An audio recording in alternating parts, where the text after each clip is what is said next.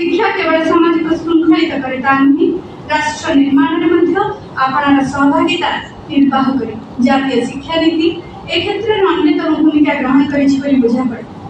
ओडिशा भली एक गौरवमय राज्य ऐतिह्य सर्वत्र विदित। ए राज्य तार संस्कृति परंपरा ऐतिह्य और स्थापत्य आज विश्व दरबार तार परिचय सृष्टि कर भाषा ओडिया।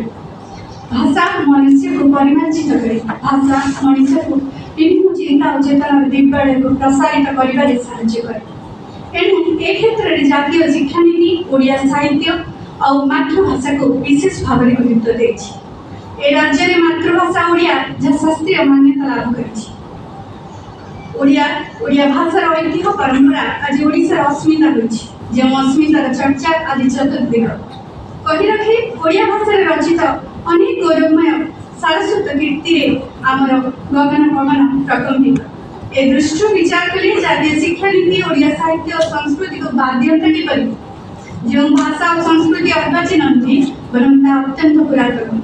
तेणु जातीय शिक्षा नीति में पाठ्यक्रम यही सब दिग प्रति गुरुत्वारोप करिछि। जो दिग गुड़िक जातीय भविष्य उत्तरदायित्व जाणी रखा उचित संरक्षित और सुरक्षित करने निमंते जातीय शिक्षा नीति गुरुत्वारोप करिछि।